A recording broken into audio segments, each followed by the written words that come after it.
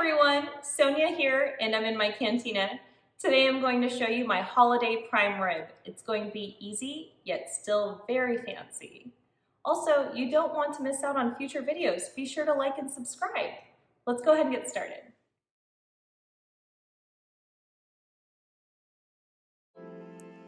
So I have my prime rib roast, and I've had the butcher remove the bones off of the bottom end.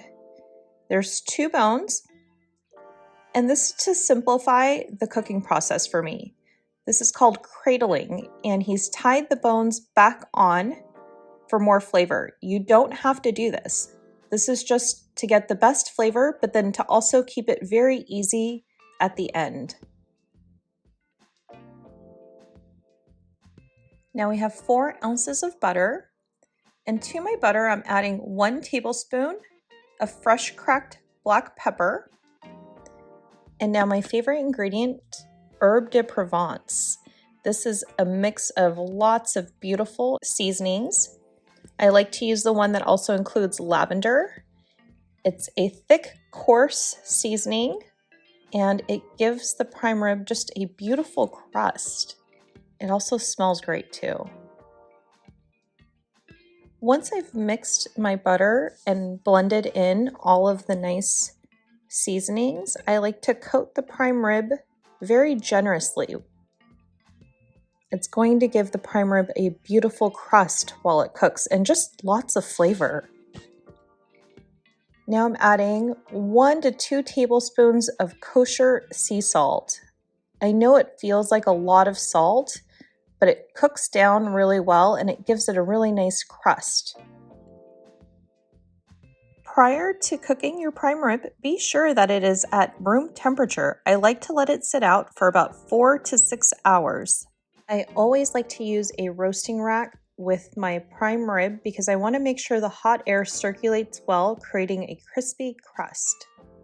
The way to calculate cooking time on your prime rib roast is to take the weight on the packaging, which this is 4.28 pounds, and multiply it by 5, which brings me to about 22.5 minutes, and I'm going to round up to 23 minutes. While my prime rib roast is cooking, I'm going to show you my creamy horseradish.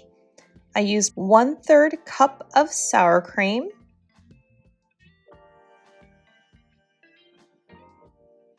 1 tablespoon of prepared horseradish, 1 teaspoon of kosher salt, 1/4 teaspoon of white pepper, and 1 teaspoon of fresh chopped dill. If you don't like the strong taste of horseradish, you can add more sour cream. If you want it to be very strong in horseradish, you can also add more of the horseradish.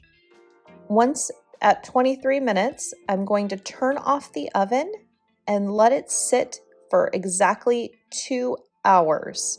This will help the prime rib cook all the way through nice and slow.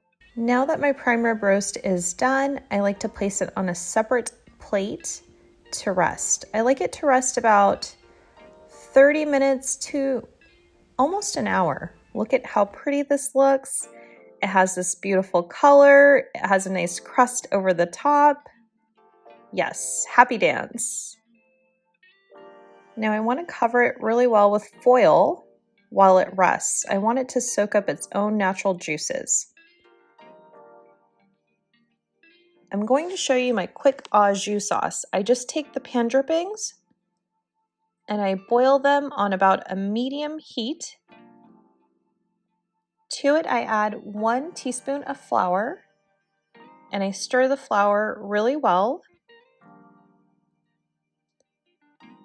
As it boils, I like to add 1/3 cup of red wine, and I give it about a few minutes to boil off the red wine, and then I add 1 to 2 cups of beef broth.